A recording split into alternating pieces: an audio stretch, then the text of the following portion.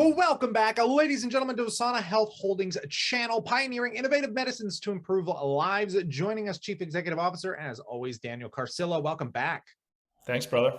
Always a pleasure to have you, man. So I want to talk about something that is very fascinating toward the psychedelic sector, something that you guys have touched on in a recent news article. Basically, you announced new findings indicating that psilocybin potentiates impact of an antidepressant. Can you kind of talk about that real briefly, and then we'll expand on this?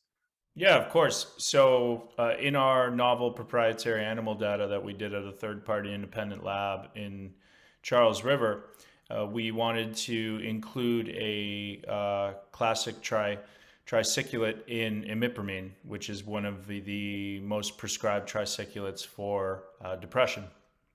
And what we wanted to do was try to find a signal as to improving the performance, because we have some theories about the actual mechanisms of action of psilocybin and how they, strengthen receptors.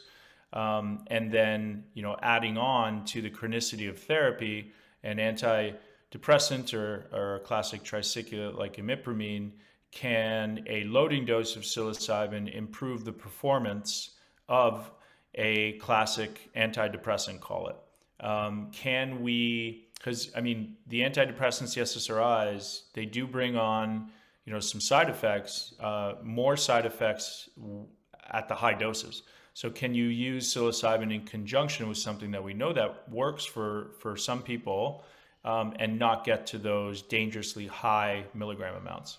Yeah, and expanding a little bit farther, I mean, you guys posted some pretty intriguing data about how effective antidepressants really are. I mean, they almost cover up the problem, they don't really resolve it. Can you kind of just speak on that aspect of it? Yeah. So I mean, it definitely treats symptomology, and in some people, albeit a limited scope. There hasn't been a new SSRI or antidepressant or any meaningful development in the last 10 years in the CNS space.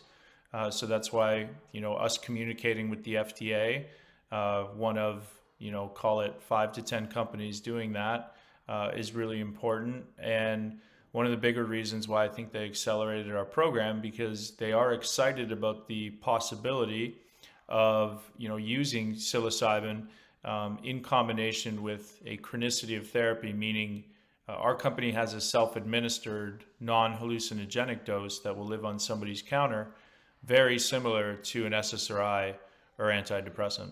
Yeah, and obviously, when we're talking about the psychedelic space and trying to treat mental health, people are well aware that one of the largest drug segments globally are these anti-depressants. Do you just want to talk about the market scope here and just kind of how you guys feel yourselves fitting within it? Yeah, sure. I mean, major depressive disorder is, something that the FDA suggested that we look at in our meeting. And to give you a sense of that scope, it's 284 million people that suffer from that worldwide.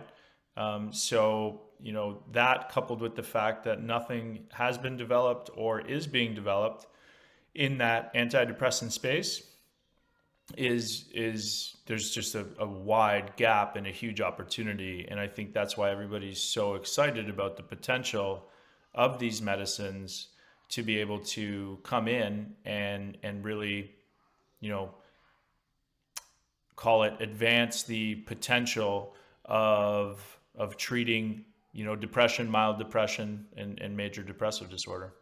On that note, Daniel, I appreciate those insights, considering the mission-driven story that you have. So on that note, I want to pass the question off to the viewers. We always love knowing what you think in that comment section below. Consider subscribing, because as news comes down the wire, of course, we'll continue to update you here. But as always, stay cool, stay awesome, and I look forward to catching you in the next one.